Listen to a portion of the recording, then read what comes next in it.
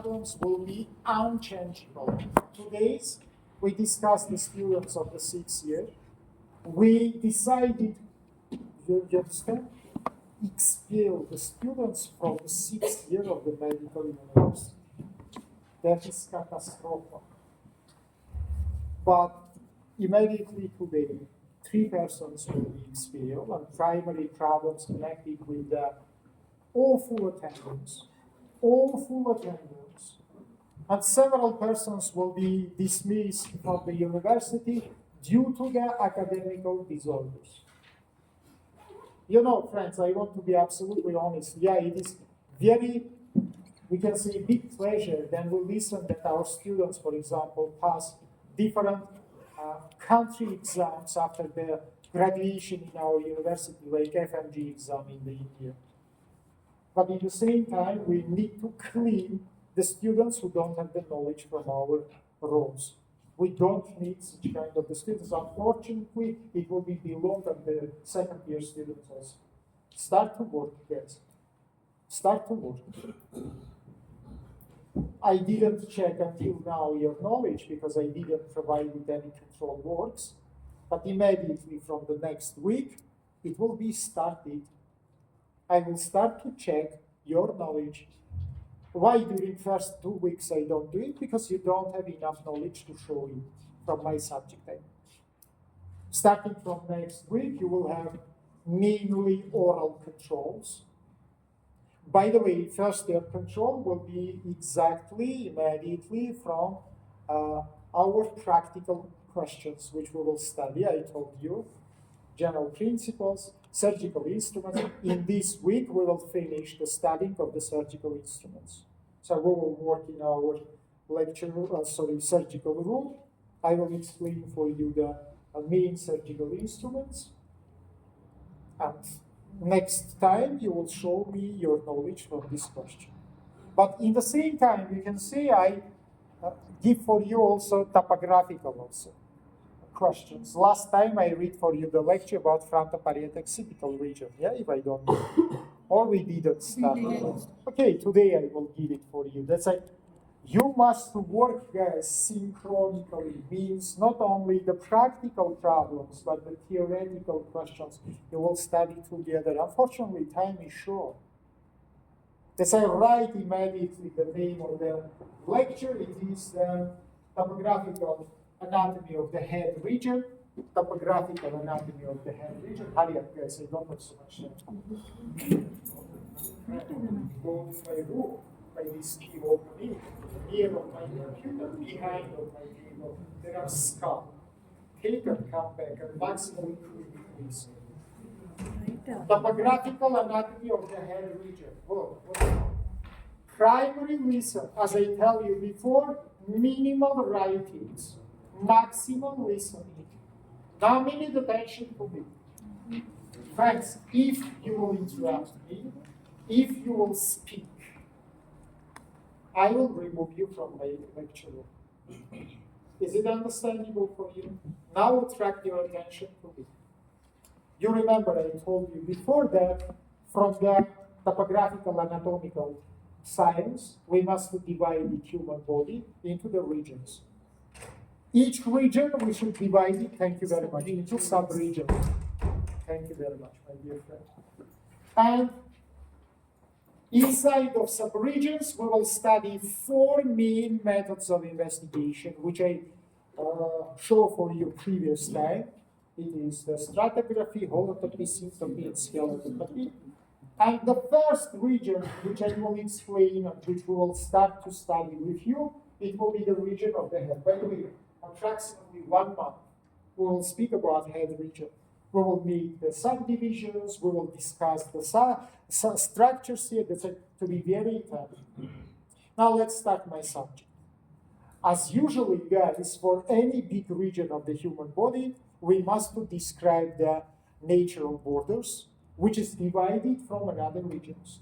Borders, it is or visible or palpable structures. Let's say, or you will see these structures, or you will palpate these structures. If the structure is invisible and unpalpable, it cannot be used like the landmark. Now look to me. What is the head borders? You can see it in the pictures. I will show it in my head, or I can show it in this stuff. It will be much more better. Can you give me pen? Oh, yeah. Okay. Now look to me.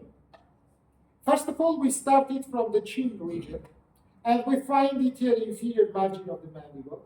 And along this inferior margin, we come up to the angle of the mandible. From the angle of the mandible, we provide it by posterior margin of the vertical process of the mandible. Then you continue your imaginary line from inferior margin of external mergus by anterior and posterior margins of the mastoid process. Then you continue it by superior nuchal line until the external occipital process. Once again, now look to my head region, inferior margin of mandible, angle of mandible, posterior margin of the vertical process, anterior posterior margins of the mastoid process, superior nuchal line, external occipital protuberance. This is visible or palpable structures, which is make the border between head and between neck regions. Above the line, we have head region, below the line, we have neck. You can ask me now, sir, is it enough for the head? I will say you no. I will say you no because region is not big if we will just measure it, but it's very complicated from the point of the view of layers. What I mean? If I will now start to teach you stratigraphy for whole this head region, we will fail because in different compartments, layers will be absolutely different from each other. And so I need to make subdivision of this big compartment into small compartments. And finally, inside of small compartments, I will discuss all 4 methods of investigations which I give for you before. Now look to me. From anatomy, you remember that head region divided into 2 portions. It is so-called cranial portion, and it is so-called facial portion. And border between these 2 parts is not so hard to remember. Look to me. We started from the midpoint of the labella, which is called the basilar. We provided our line by supraorbital margin. Then it goes by the lateral margin of our orbit until the upper margin of zygomatic arch. And by upper margin of zygomatic arch, you come to anterior margin of external acoustic nerves. Above the line and behind it, we have the cranial part. Below line and in front it, you have the facial part. That is first subdivision of the head region. We divide it into cranial part, we divide it into the facial. Of course, it's not enough also. Now, facial and cranial part will subdivide it into the portions. Facial, I will divide it into the medial face and into the lateral face. Generally, division is not hard. Inside of the medial face, which is included orbital, nasal, and oral compartments, we included everything which is inside of your orbits and part of the face between 2 natural folds, which I show now for you. Fold is started in the level of the nose, come up to the level of chin. Fold is divided into 2 parts, nasolabial and labiobuccal. Once again, your orbits, together with part of the face which is between these 2 folds, we call medial face region. Part of your face, which is the behind of these mentioned folds, we call lateral face region. That's all. Now, once again, let's make conclusion. We divided head into facial and cranial parts. We divided face into medial and lateral parts. We divided medial face into 3 compartments. We divided lateral face into 2 compartments.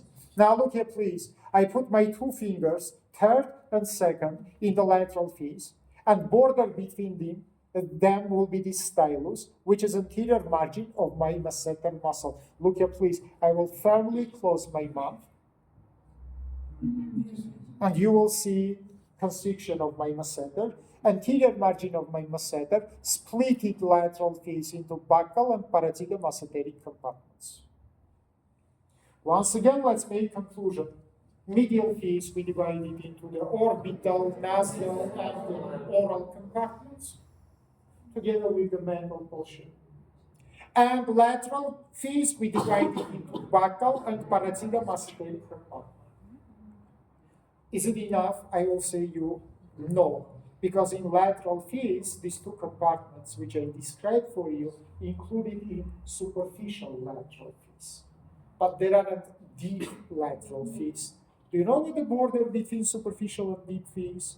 It's very easy, guys. It is your two bones, zygomatic bone and vertical process of your mandible. You know what the problem? If you will cut these two bones, you will see that soft tissues located at under of them. For example, your pterygoid muscles, your nervus mandibularis, nervus maxillaris, arteria maxillaris. That's like soft tissues we have not only superficially to bone, but under the bones. And you remember the deepest part of the deep fins we call fossa pterygo-palatina. This is fissura-like depression which is located between two your bones. Yeah. But once again, remember please, that's a superficial fins. We split it into two parts, lateral fins, superficial and deep. Lateral one, superficial one contains buccal compartment, parotid mesenteric compartment. Deep one contains three loose connective tissue spaces, which we will study together. Temporal pterygoid, interpterygoid, and fossa pterygo-palatina. Now, my division is complete. Once again, face we divided into medial and lateral. Medial has its divisions, lateral has its division. Lateral primary divided into superficial. Superficial is divided into buccal and parotid mesenteric.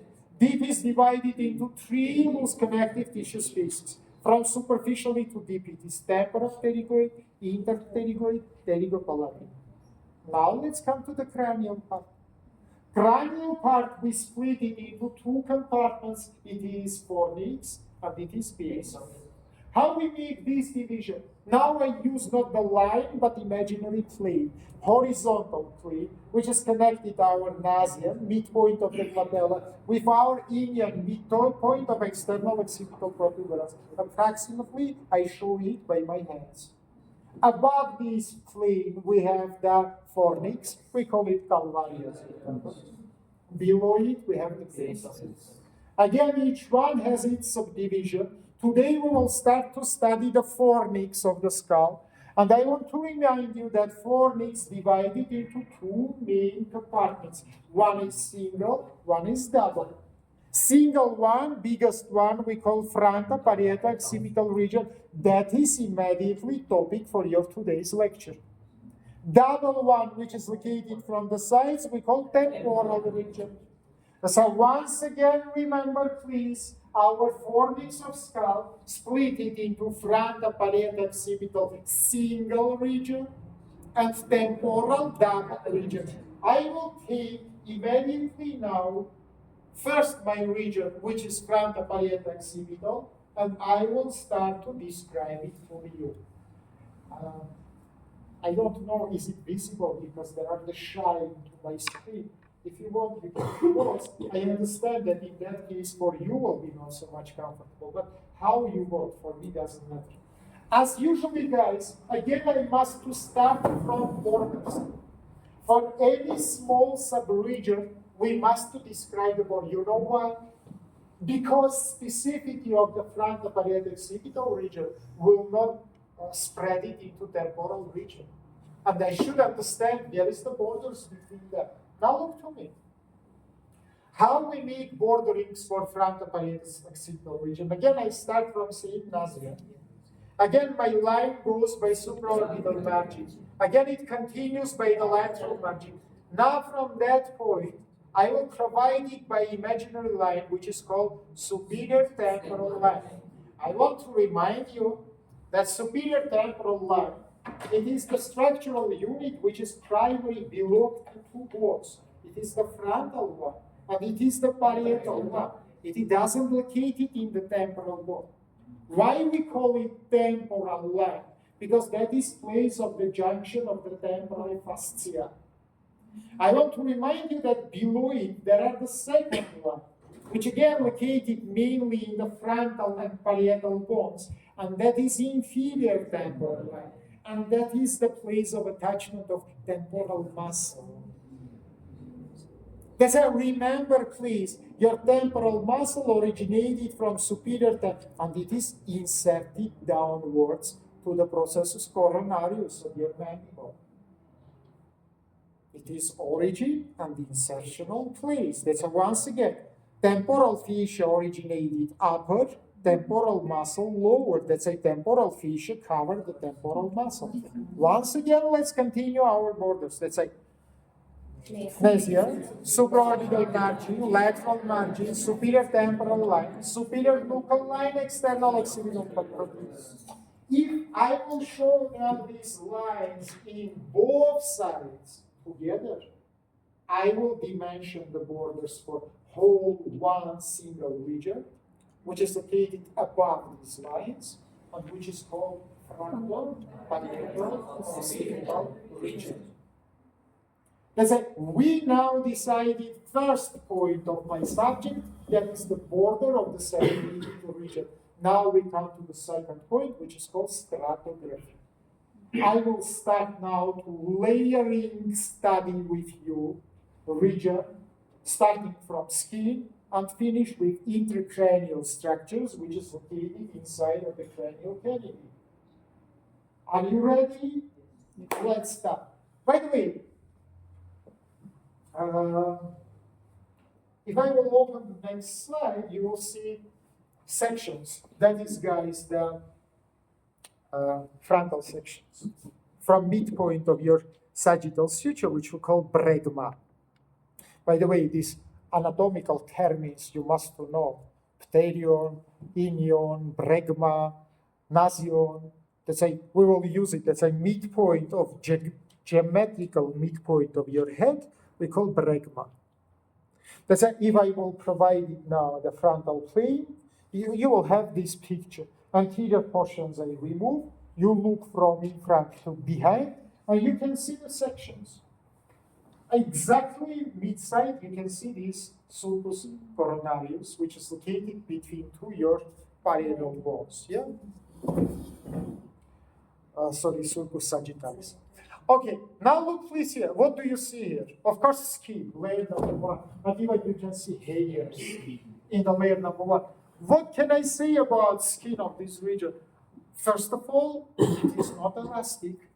It is not movable. You know, if you will cut the skin in this region, you will see great gaping distance between the margins, and you will apply the huge force to connecting these margins to each other. Unfortunately, the more will be the force, the more will be the chance to cut the tissues by the thread. Let's say here we will use special form of the sutures, for example, Donati sutures, which is being the high branch or high leg in the tissues to decrease the pressure. I will show it in the future for you. But remember, please, skin is not elastic, skin is thick, skin is not movable. Skin is covered by hairs, but not equally in different parts. Anteriorly, hairs absent. Skin contains swollen sebaceous glands, again not equally. If you will touch your fingers to in front, you will really feel the fat. Let's say, remember, generally, guys, in part of the body without hairs, sebaceous glands has great protectional meaning. That's like here amount of the sebaceous glands is much more than in backside. In backside, mainly we have vice versa sweat glands. By the way, sweat glands located in front also, but the amount of sebaceous glands is more. You can ask me why it's important. Because we can have inflammation of them, guys. Inflammation of sweat gland we call the hidradenitis. Inflammation of sebaceous glands we call atheroma. Oma usually show the tumors, but atheroma, it is not the tumor. Atheroma, it is inflammation of the sebaceous glands. Both these problems is surgically treated problem. That's why we mention about glands. You can see why we mention hairs. Again, inflammation of hair follicle, which is called furuncle, if it is separated one follicle inflammation, and carbuncle, if it is several follicles together with surrounding subcutaneous fatty tissue. By the way, carbuncles is necrotical process. We have minus tissue because not only follicles will be inflamed and necrotized, but also fat, which is surrounding them. And it gives the ulceration of the skin. Ulceration of the skin. We need to mention these structural units again because it is surgically treated problem. Do you see how long we spoke about the skin? How many specificities of the skin we mentioned? By the way, how we usually check the skin movements? Simply, I will show you my front head. We try to make skin fold. If you will try to make the skin fold in this region, and for example, compare it with skin fold in the dorsal hand, you will see that here it is much more harder. By the way, you will check that anteriorly it's a little bit more easy than posteriorly. What about it say? It say about simple information. Skin is totally not elastic and movable, but anteriorly it is a little bit more elastic and movable than in posterior or lateral compartments. And do you know why? Why generally our skin lose the movement? Do you know? Now, if you will look in this picture, you will find the cause of the unmovement skin in this region. Who can find the cause? Please just stand up, go to my picture, and show if you recognize why the skin in this region is not movable. Well, it's so simple. Because if you will look attentively to this picture, guys, you will see a lot of the septas, which is originated from deeper layers and which is traversed through the fat and finally reach the skin and fuse with the skin. You know, we have the septas, which is fix the skin and make it not movable. If I will now take you from your white coat, of course, that fix you, you cannot be moved. If I will be stronger than you, I will fix you. You understand me or not? The skin is lose its movement if it is fixed with deepest structures. And here immediately there are this kind of example, deep structures which you don't know, but in the future we will study. By the way, that is layer number 3, which is called Galea aponeurotica. You study it in your anatomy.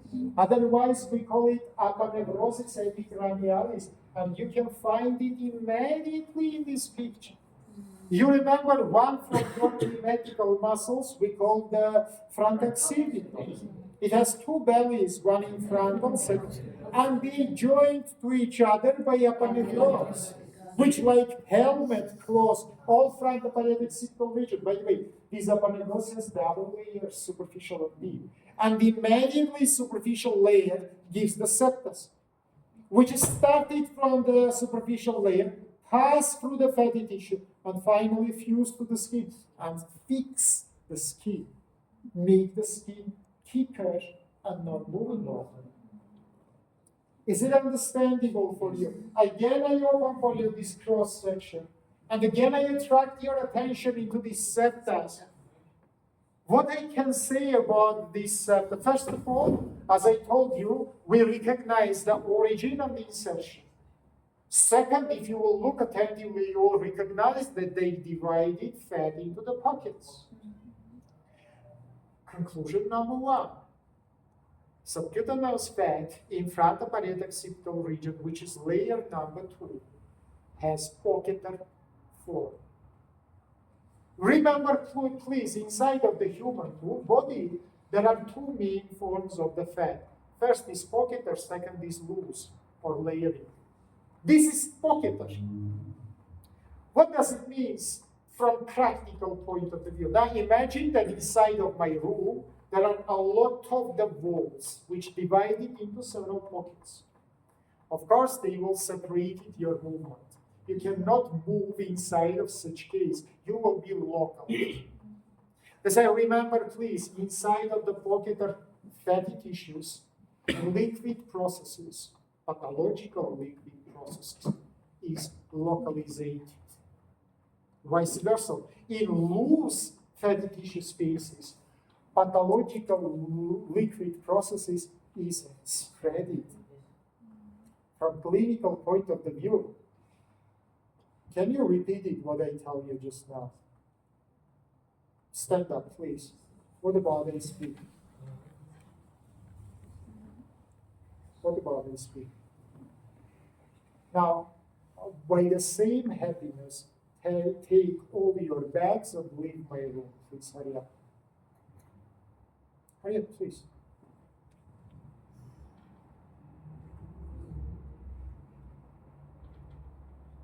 Are you normal? leave my room, please. I told you many times, guys, and again I want to say that I use a lot of energy. I use all my health.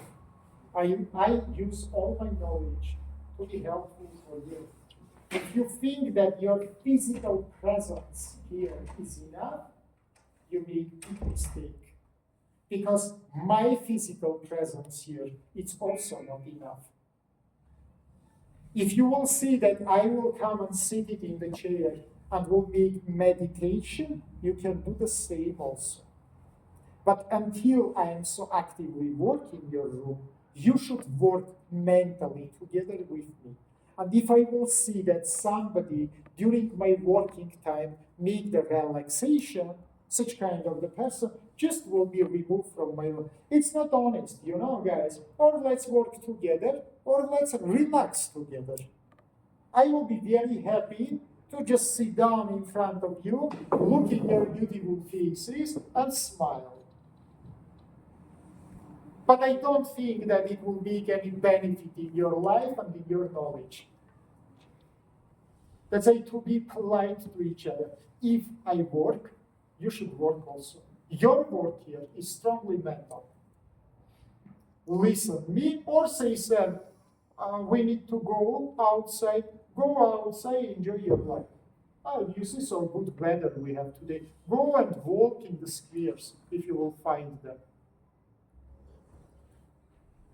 Is it understandable? That's why, please, let's keep this polite attention to each other. Once again, I tell you, remember, please, this is one of the most important questions. I mean, recognition of form of the pathological process inside of the loose connective tissue. Is it local or is it widespread? Why it is so important? Now, simply, now look, please. Now, let's imagine that we are inside of fatty tissue. And for example, between me and our friend, there are the liquid. If it is pocket of space, this liquid cannot leave it. It will be here and local. And I can simply make access and drain, for example, this pathological liquid. Another situation, friends, if it is loose space, if it can be simply spread it inside, it will be very complicated for surgical point of view. Why? Point number one, it can leave the space. And you must remember that we can have connected spaces. What is it? Space which is make communication, for example, between neck and thorax, between head and neck. It means if it will be connected space, this liquid process by gravity forces simply can be distended to down and can make a lot of the problems in the lower compartment. And it will be a very big problem for me to find and to drain such kind of the problem, because it will be widely spread to the different compartments. Localization of the process will be hard. Any surgeon will tell you that 100 times is more preferable to work with local process, comparable with spreading process. Main complications we have if the problem is widespread. Let's remember, please, in this region, liquid processes inside of the fat, primary is local. But now you can say, sir, but why you told me before that frontal skin is a little bit more movable than all another compartments? Maybe because septus is not so good developed. And I will say, yeah, agree. You know, septus in frontal compartment in forehead region is not so much developed. That's why skin is a little bit more movement. And what is important? Fat of the forehead region communicated with superior eyelid subcutaneous fatty tissue. And if will be, for example, hematoma inside of the fatty tissue, it can give the superior eyelid spreading, and you will see black eyelid side, not black eye, but only black eyelid. It will mean that process from fatty tissue between these septus, which is not good developed, by gravity forces descended from upwards to downwards. By one view, you will recognize the layer of location of the pathological process. You will say it is the fatty trouble. And we know that fat of the forehead communicated with the fat of the superior eyelid. In all other parts, fat will be local. And in all another parts, liquid process can be spread it only in one direction. It can form the lamps, it can form the horns, but it cannot be spread it to the sides. Is it understandable for you? But if you will look attentively, you will see inside of this fat some blue rings. By the way, there aren't red rings. By the way, there aren't yellow points. Mean that in subcutaneous fatty tissue, guys, we have main vessels and nerves. By the way, vessels and nerves here pass not separately to each other, but they pass together, and they form neuromuscular bundles. And inside of subcutaneous fatty tissue here, we have 5 neuromuscular bundles. To tell the truth, guys, even it's hard to recognize here these separated bundles because they form the network. If you will look in this picture, it is immediately fatty tissue. Just fat is removed, and you will see the vessels and nerves, which is between this skin and galea aponeurotica, and really they make a huge network. But you can ask me a question. You can say, sir, but why during evolution all these vessels and nerves achieve so superficial position? Because generally, usually, arteries located much more deeper than subcutaneous fat. Because subcutaneous fat, it is very easily violated layer. It's located superficially. What is happened in this region, which is made, for example, the localization of the vessels? Answer is more than simple, guys. From all soft tissues, single tissue which has enough space for the localization of big vessels and nerves, it is subcutaneous fat. All another soft tissues in this region is not good developed, or the pressure is applied to them. They cannot contain big vessels and nerves. Unfortunately for us, the vessels really can be easily damaged during the traumatization of this region with profuse bleedings, because they have very superficial localization. And what is important, again, if you will look to the previous picture, you can recognize that these vessels and nerves, what is happening? Are you here? You can recognize that these vessels and nerves fused partly to these septums, which is here. You know, for example, he and she, these two septums, and vessel which is between them. And they fuse to the septums by adventitia or outer layer, fuse with them. And I lose portionally my ability to be constricted. My ability to be constricted, it is my main protectional mechanism against any trauma. If I will lose it, any bleedings here will be very profuse. And more of these guys, any cold compresses which you will put in this region, for example, to reduce the swelling or to reduce the bleeding, will not generally work. Because you know that the cold effect, it is vasoconstriction. But if I am fused with the septus, I will be hardly constricted. And this is understandable for you, friends. They say, remember about this quality. This is important to mention. That vessels partly fuse with the septus, which is inside of the fatty tissue. And one important idea also, vessels, which is inside of subcutaneous fat. Well, let's imagine that we, our friend, and she, it is 3 vessels. And you know what is important? All of us forms the connections to each other. Connection of the vessels we call anastomosis. So remember, please, we are not just separate vessels with no any connection. We form anastomosis.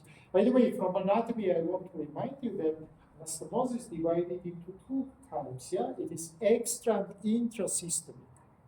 Extrasystemic anastomosis, it is anastomosis between 2 systems. For example, if he will be from internal carotid artery, I will be from external carotid artery, anastomosis will be called extras, because we belong to 2 different systems. Other question, if he will be from right external, I will be from left external. Again, we will be extra systems. But if we both will be branches of same artery, we will form intrasystemic anastomosis. Because in our region, we have both type of anastomosis, and extra and intrasystemic. Of course, from functional point of the view, extrasystemic is much more important because it forms the communication between two different systems. And why it is important? Because gradient of the pressure will be more changed. Then two vessels is connected to each other, they have absolutely different pressure, yeah, due to the flow of the blood inside of them. And that's why we will have the gradient changes inside of it. If we are originated from same vessel, generally inside of us will be approximately same pressure. And this is understandable for you. Very well. Now what I will teach you, of course, the holotopy, synthopy, and skeletotopy. For all these vessels in nerves, we will study point number one. Holotopy means projections, synthopy positions, and skeletotopy, you know what is it? Pressure points. Pressure points. You can put your finger in part of the head and press these vessels to achieve the temporal arrest of the bleeding. So you must understand into which bones and into which ways you can press these vessels. Now guys, you can ask me the question. You can say, sir, why we do this pressure? If I will ask you, why I do this pressure from practical point of view, what you will tell? Temporal arrest of the bleeding. Thank you very much. Remember, please, by the pressure, you can temporarily arrest the bleeding only for the vessels. Who has? Number one, superficial position. Number two, located near the bone. The same vessel should be superficial, and it should be near the. Now look, I can have the artery in my belly. It will be superficial, but it will not be near the bone. I cannot press it so much to achieve, for example, vertebra, and to press it towards the vertebra. Or I can have the bones, I can have the vessels which is located near the vertebra, but very deep. And they also will not be possible to be pressed. So if you need to make finger pressure of the vessels, they should be 0.1 superficial, 0.2 near the point. Fortunately for us, 99% of the vessels, which is in soft tissues of head and neck region, have both these characteristics. They located superficial, and they located near the bone surface. Even common carotid artery have these two characteristics. Yeah, as you remember, you find it the midpoint of posterior margin of SCM, and here, if you will make the pressure, common carotid artery will be compressed to the transverse process of the sixth cervical vertebra, and you can achieve the temporal arrest of the thing. There are other methods to compress the vessels. For example, tourniquets. Tourniquet method, it is used, guys, only for part of the extremities with single bone. So remember, please, it's impossible to apply the tourniquet in the region of the leg. You will apply it in the thigh region. You cannot apply it in the forearm. You can apply it in arm region. Why? Because if there are more than one bone, for example, he is radius, I am ulna. We have the space between us. And if you will make the round compression, vessels in this finally will come to this space between vessels, but you cannot connect the bones to each other or you will damage them. So remember, please, for the tourniquets, we use only extremity. But by the way, we can apply tourniquet in the neck region, single side. It means one side you can protect it, for example, by wood structure to not compress the opposite side. And you can make compression only to one side. Because neck is resembled to single bone region. We have centrally located vertebra and surrounding soft tissues. Of course, it is very dangerous because it can make the problem with the brain supply. But like temporal method, it can be used. Or, for example, finger compression, as I said before. So remember, please, she's absolutely right. Finger compression is used to achieve the temporal rest. Remember, please, after temporal, we must to have permanent arrest of the bleeding. Yeah? So generally, I will teach you that we have two methods of the temporal and two methods of the permanent. I can make temporal arrest of the bleeding inside or outside of the wound. Primary by finger press, I do it outside of the wound. I know the place of its supplyment. For example, I know that arteria temporalis superficialis supply the lateral portions.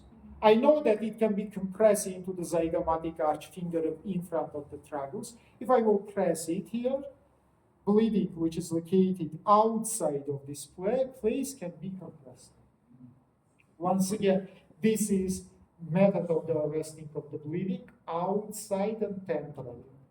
We can arrest the bleeding temporally inside of the wound. If I will take arterial forceps and apply it into the bleeding vessels, it will be temporal method inside of it. Finally, I can permanently arrest the bleeding and inside and outside. If I will now hold these two fingers like this, your two fingers. Now this is arterial forceps.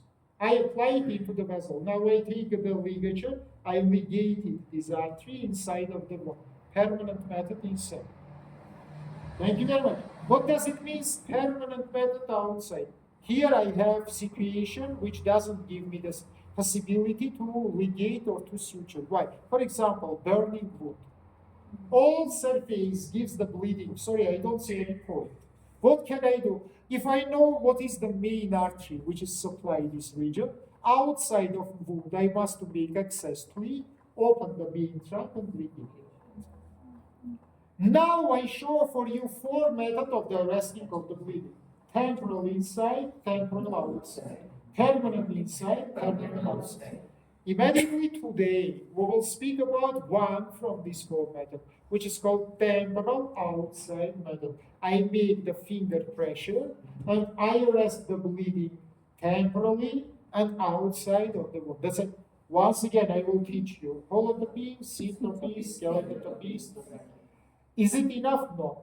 You must mention also some anatomical information, like origin for the veins, drainage, for the nerves, functions. Is it sensory? Is it the motor? Is it mixed? That is also important, guys, because again, I tell you, base of my subject, it is the normal anatomy. Now let's start to do it. Let's not waste the time because the work is huge. Now look to me. 5 neurovascular bundles. First of all, I will name and show arrangement of them from in front to behind. Then we will discuss all mentioned questions.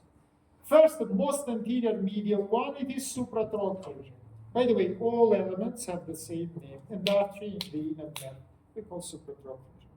A little bit laterally, we have supraorbital. Again, same, artery, vein, nerve, all is supraorbital. A little bit laterally, in the lateral side, we have superficial temporal vessels together with auriculotemporal nerve. That is third neurovascular bundle again. Supratrochlear, supraorbital, superficial temporal vessels, auriculotemporal nerve. Behind of your ear, we have the fourth one. We call it posterior auricular. All elements again have the same name, an artery and vein and nerve. Then you come to the back side, you have the occipital. Here, vessels we call occipital, nerve we call major occipital. You can say, what about minor? We have a minor, which is from cervical plexus, but it's not inside of neurovascular bundle. It is in midpoint between fourth and fifth neurovascular bundles. That's all. Now we mention together, guys, just only name and approximately position of these neurovascular bundles. Now I must start to give you whole important information. Let's start to do it. Supratrochlear neurovascular bundle. First of all, guys, I must show for you the passport of this. I mean, origin. I must speak about origin. That is easy. Supratrochlear artery, it is from ophthalmic artery, which is branch of internal carotids.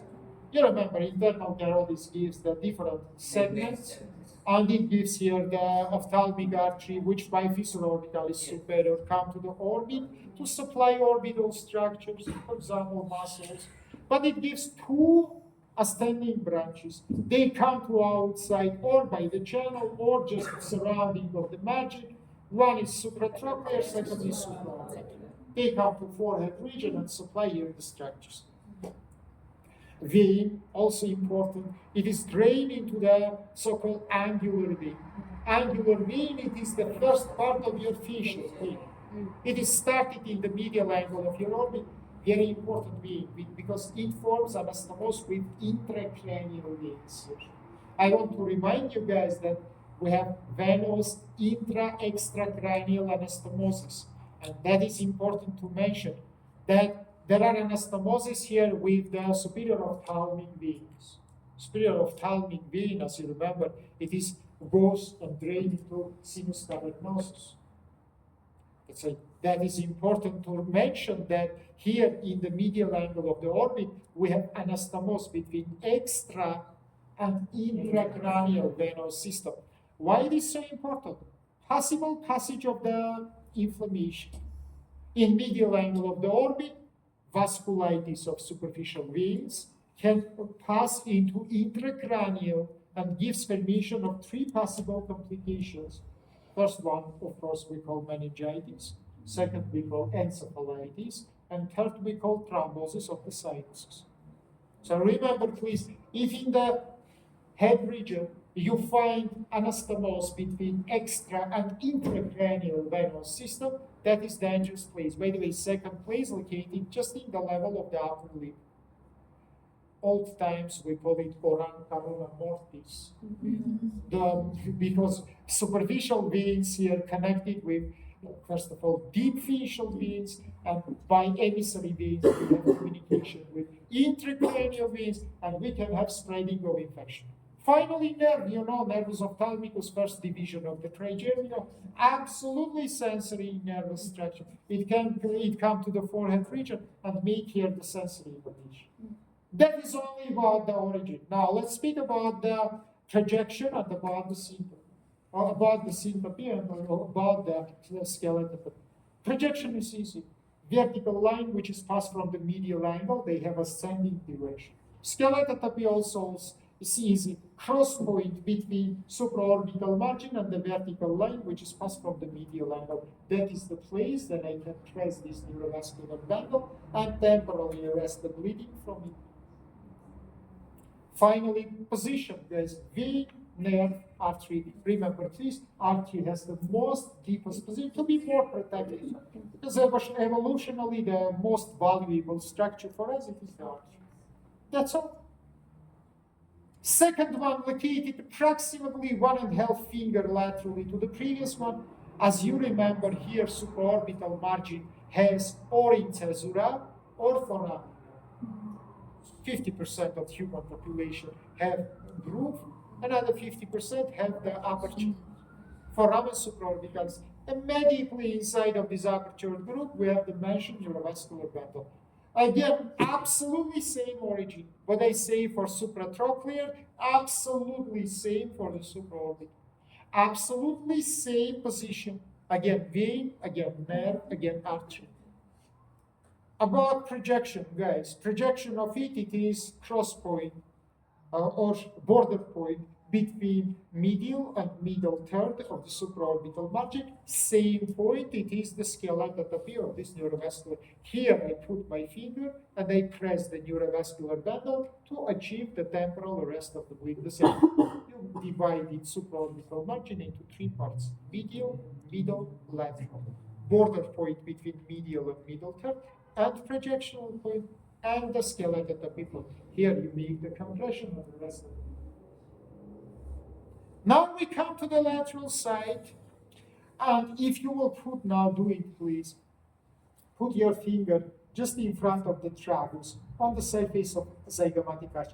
Don't make a strong pressure. Try to palpate it under the skin, huge tube. It is greatly palpatable. Now a little bit compress it stronger, and you will feel the pulsation. Yes. I want to say, you guys, that this is maybe, in my opinion, the most, I can say, comfortable place to palpate the peripheral pulsation, much more easy than styloid process of the radius. Why? Because these are twice bigger than the radial one, which you try to palpate it here. So very easy, it is palpable. Now let's remember first of all the origin of the structures. Vein. Vein is most superficial. And vein has great importance because, as you remember, with four and other veins, it forms one of the biggest veins of the head region, which we call vena retromandibuloris. Let's remember 5 veins which is joined to each other and form it. By the way, the picture, I unfortunately move it, please, little bit. You can see it here. Vena retromandibuloris.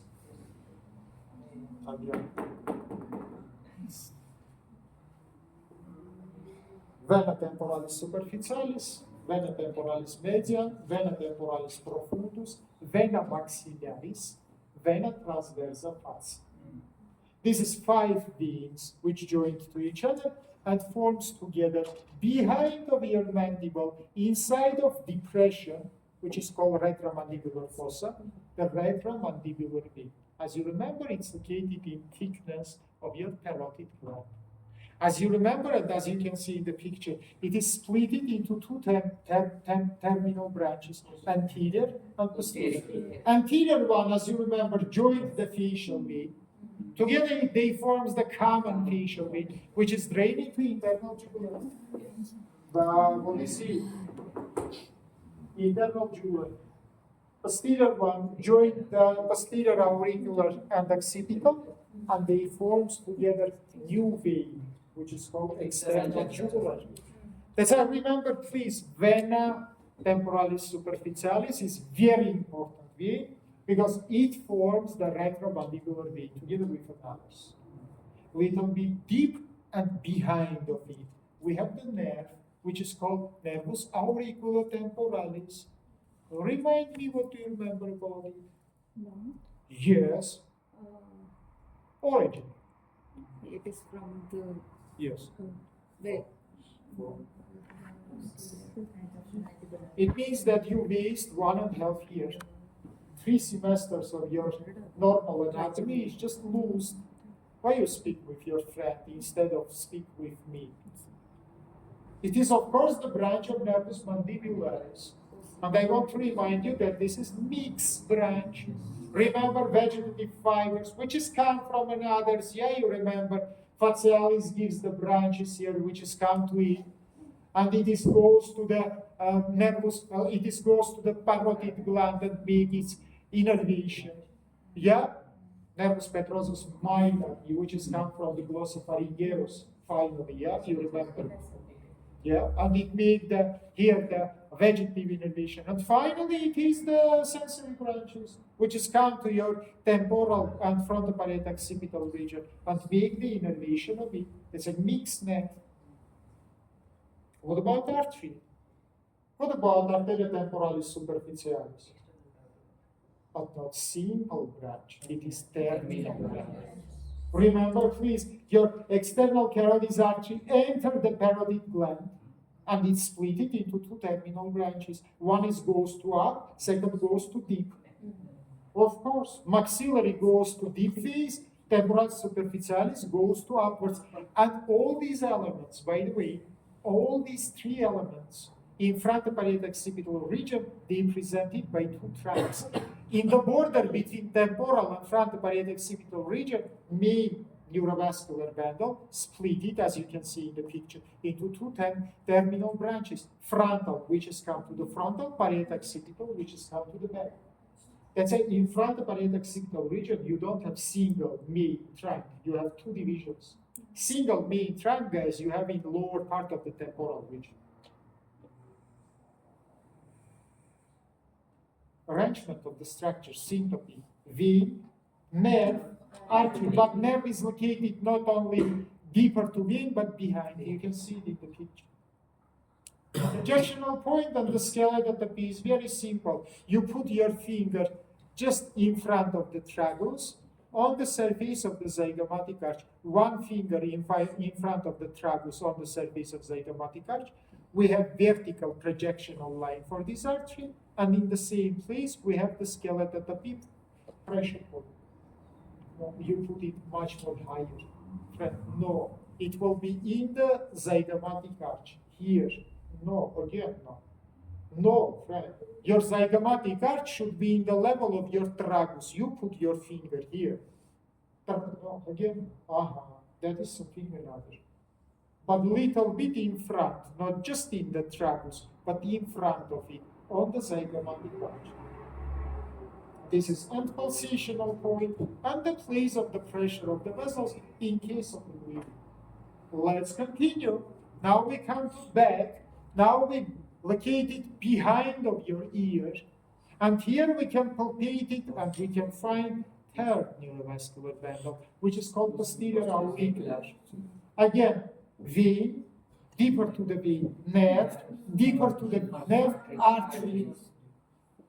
How they originated? Guys, not big puzzle, remember please, except supraorbital and supratrochlear, all another arteries, it is branches of external canal. Three these veins I mentioned forms external jugular, posterior auricular, posterior branch of retromandibular occipital. It's a they drain into external jugular vein.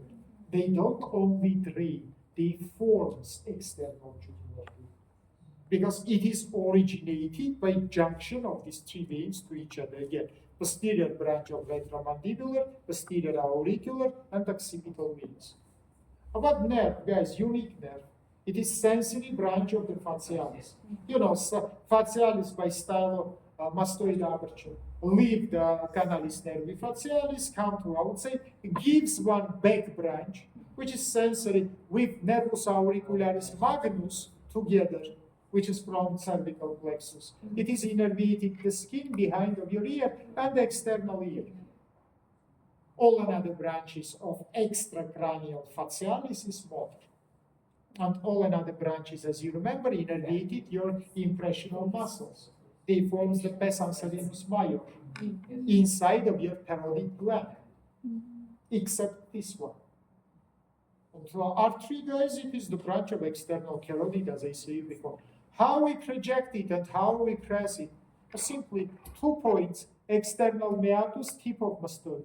Midpoint of distance between them, it is end projection and skeletotopy pressure. Now let's go to the back. Now we come to the occipital region.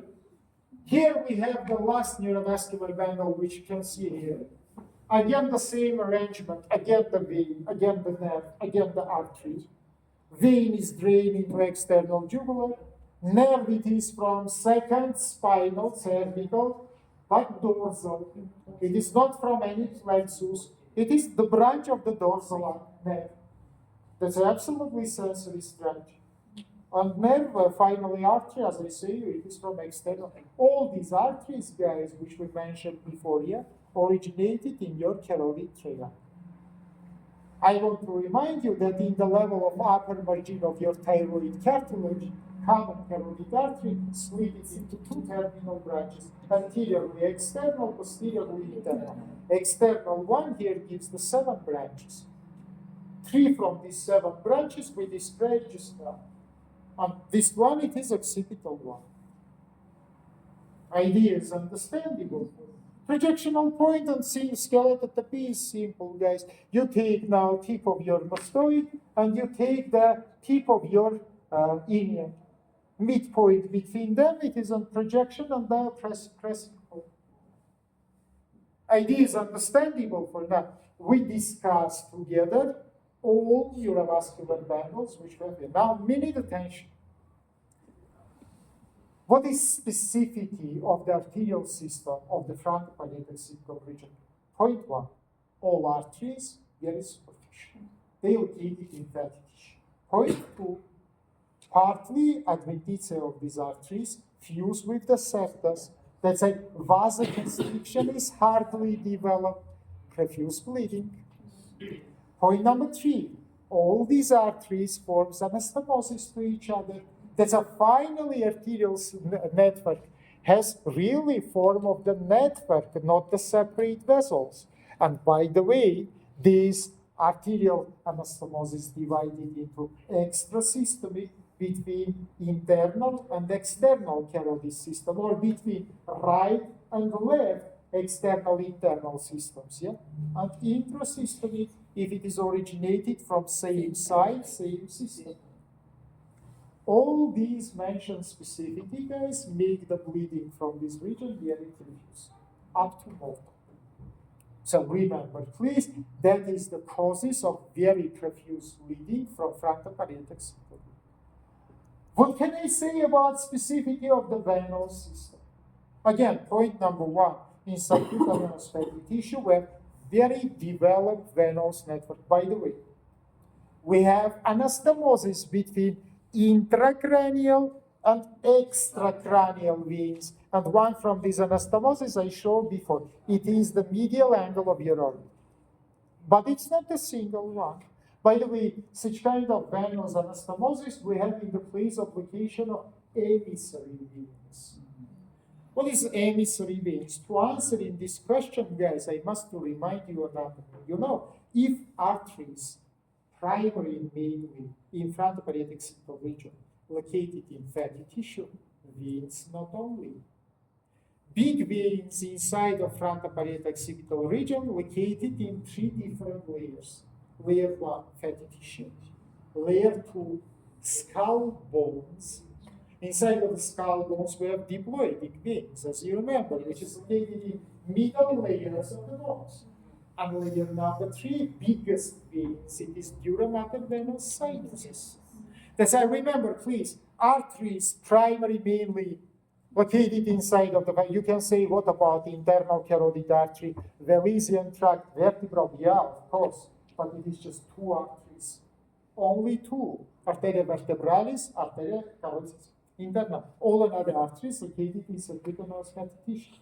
But for the veins, situation is another. Much more developed venous system, we have intracranial inside of dura mater venous. Now look, she is the venous system inside of fatty tissue. He is the venous system inside of the bone. I have venous system inside of the cranial cavity. All these venous systems, as you can see in this picture, communicating to each other by this way. Wow. I have some abnormal energies. What is the matter? Do you see this communicated with? Oh, that is emissary vein. Emissary vein connected this, communicated between these 3 systems: superficial, middle, and deep. I want to remind you that emissary vein doesn't have any valves. I want to remind you that it can provide a 2-way flow from superficially to the deep and from the deep. And it makes regulation of intracranial pressure. By the way, main emissary veins, as you remember, is 3, yeah? And except it, we have some non-main, or we can say, auxiliary emissary, which can be present, can be absent. By the way, approximately inside of each apertures on the base of the skull, we have the emissary veins, which is main communication. But in fronto-parieto-occipital region and generally in the fornix region, there are 3 main emissary veins. You remember them? Single parietal, double occipital, and double mastoid. Parietal ones usually, guys, located in the level of the bradman. And in majority, it is single, of course. And in majority of the cases, it is shifted a little bit into the right side. You know why, yeah? Because right-handed persons have predominated left hemisphere. That's why this is emissary vein, which is connected with superior sagittal sinus, which is a little bit shifted from midline for right-handed persons to the right side, yeah? For left-handed, consequence. Double emissary veins from right and left side from the ilium, which is connected with the sinus transversus. Of course, you remember about it. And occipital emissary veins, which is connected with the sinus sigmoideus. This is 3 main emissary veins, with superior sagittal parietal one, with the transverse occipital one, with the sigmoidal. That's it. This is also the place for possible spreading of infections from superficially into deep, from subcutaneous structures into intracranial structures. Let's say this is necessary to be remembered. You see, guys, until now, more than the 90% of my lecture, we discussed just two layers. That is the skin and that is subcutaneous fatty tissue. But let's continue because my time is critically short. Now let's come to this layer which you see here. Look, you see, this is the layer number 3, which we call Galea aponeurotica, or aponeurosis epicranialis. As I say, it contains double layers. By the way, in mid part of the region between superficial and between deep layers, there are very narrow loose connections. So you can make separation of them to each other. But what is important, remember please, superficial layer of Galea aponeurotica gives the septas, which I say you traverse inside of the fat, reach the skin and catch the skin, and decrease the movement of the skin in this region. Superficial layer of Galea aponeurotica without interruption from fronto-parieto-occipital region continues to all sides of the human body, descending to them. And you know, histologically, it gives the origin for superficial tissue of the human body. That's a from up to down. If you will make section, you will see that superficial layer of Galea aponeurotica doesn't interrupt, it descending to them. Deep layer has another specific. Deep layer of Galea aponeurotica firmly fused with all bone borders of fronto-parieto-occipital region, which I mentioned before. Do you remember these borders? Ilium, supraorbital margin, superior temporal line, superior nuchal line, external. And after junction, it's again continuous, but now like the proper feature. Say, do you see, guys, in fronto-parieto-occipital region, we don't describe, not the superficial, not the deep feature, but starting from next temporal region, both species will be originated. Let's say it's not so strongly important to say that it is originated from Galea, but it's strongly important to say that it is continuation of two layers. Superficial fascia continues, the superficial layer, deep fascia continues. There are one exception. It is supraorbital margin. Deep layer of Galea aponeurotica doesn't firmly fuse with supraorbital margin to all another bone borders. Deep layer is strongly and firmly fused and make the strong junction. Little after you will see what is the importance of this. But now let's continue. If you will look to the layer number, so we come up to the third. Now next layer, it is layer number 4. And layer number 4, it is loose connective tissue space or subaponeurotical loose connective tissue. Why it is loose? No any septa. It is not so good developed like subcutaneous fatty tissue. No any septa, no any big vessels and nerves. So if inside of this space we will have pathological liquid, how much it will spread? How much? How much? Very great, beautiful answer, but there are one exception. Great answer. And here, guys, if previously, in fact, we see superior eyelid black, here we will see complete eye black, because it doesn't fuse with supraorbital margin, mean that loose connective tissue communicated of all orbital loose connective tissue. And we can achieve the black eye. If you have, for example, trainings and if you make the boxings, you know that the trauma, especially in the region of the glabella, make the blacking of both eyes. Why? Because from loose connective tissue, the hematoma is spreading to the orbital loose connective tissue. Not only to superior eyelid, but to all orbit. Black glass or black eye, call it how you want, it is shown that hematoma located not in subcutaneous fatty tissue, but much more deeper. And such kind of the hematoma can spread it along of all our region, but it cannot go outside. Why? Because deep layer of the proper, deep layer of Galea aponeurotica firmly fuse with the borders of the region. Remember, please, these 3 layers, which I mentioned before, skin, fat, Galea aponeurotica, we call proper scalp. not just scalp, but properly. Scalp, it is 5 layers. Skin, connective tissue, aponeurosis epicranialis, periosteum, and loose subperiosteal space. Yeah? Loose connective tissue and periosteum. But from these 5 layers, first 3 layers, we call proper scalp. Why? Because they join to each other. And they can form so-called scalping wound. What does it mean? Now, if you will have in the future for your patients trauma on this region, you can see 2 forms of the trauma. First one is very beautiful, slim and narrow. Second one, huge, gaping, we call it flourish. Now tell me please, which conclusion you will do in case of first, slim, very small, narrow, and in case of second one? Slim, very fat, very small. What does it mean? Only first and second will be damaged. Or maybe only first. Means not totally damage of first 3 layers. Because then you damage these 3 layers together, and under you have loose connective, which doesn't fuse these previous 3 layers. It gives a huge gap.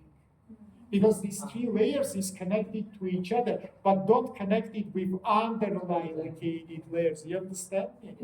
If you cut it only part from these 3, margins will not be gaps to each other. Why? Because they fix. Yes. To make the big gaping, you will cut first, second, and third, and you will destroy this junction. Do you understand me or no, guys? That is very important. Of course, in second case, connection of the margins will be very hard.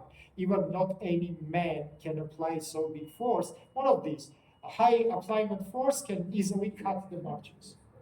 That's why here we need the special techniques, the special type of the sutures, which I will explain for you after. But now remember, please. Let's continue. Layer number 5, periosteum. Periosteum or pericranium, call how you want. Specific layer, very slim, very narrow, but it provided also climate of the bone. Don't forget that vessels and nerves come to the bone from sutures, which is the place of attachment of the periosteum, pericranium. Periosteum fuse with the bone sutures. Let's say under is the bone, I am the periosteum. I fuse with him, not by the whole surface. By the way, in another regions, you can see all first surface junction. For example, in the place of squamous of temporal bone, but not in the place of fronto-parieto-occipital region. His bone, I am periosteum. I joint only to his margins, which is called the sutures.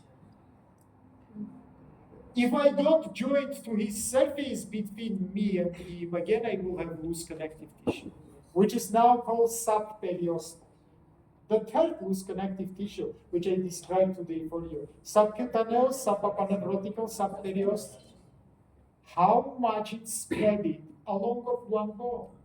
Because as I tell you, periosteum joins the bone borders. How many bones we have here? 3. From these 3 bones, 2 is single and is double. Frontal and occipital is single, parietal is double. They said, I will be, if I am periosteum, I will attach to one bone borders. If between me and him will be pathological process, how much it can be spread along with one bone? Can it pass from one to another? No, because periosteum is joined to the bone borders. And the exception first year of the life. Remember the fontanelles. Remember that the ossification is not finished. We have here syndesmosis instead of the synastosis. And the periosteum, due to high pressure inside of subperiosteal loose connective, can be easily disconnected from the bone sutures with formation of aseptical bone necrosis. Awful thing. If inside of subperiosteal loose connective tissue, liquid process will be accumulated during the first year, it can make the rupture of the periosteum from the bone with aseptical necrotization. You know what is it? After half of a year, you will try to palpate the bone and you will not find it. Instead of the bone, you will find it only soft tissue. Ossification is destroyed. But if you will, of course, recognize the problem, you will just pierce, drain it, pressure will be decreased, bone will not be destroyed, and you will keep it.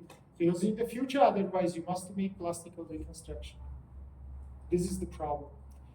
Now, keep in your mind that there's only just by the view of the passage of pathological process, you can recognize inside of which loose connective tissue problem is acute. Subcutaneous fat, local process, maximum spreading to superior iron. Subperiosteal space, complete spreading and spreading into the orbit. Subaponeurotical space, simply in the region of single bone. Friends, now look. From the first point of the view, really, the information is not small. Until now, I didn't describe half of the layers. But if you try to understand it, you can make the subject, which is very important, logical. If you will have previously studied knowledge base, you can make logical conclusions about topographical anatomy, which is very valuable. Because, for example, inside of anatomy, no any logic. You just mechanically remember the subjects. Here, you can make logical conclusions, but you need to have the previous subject's knowledge. Unfortunately, time comes to conclusion. Of course, I give it to study for you. How many groups I have here? Two. If it is possible, green one.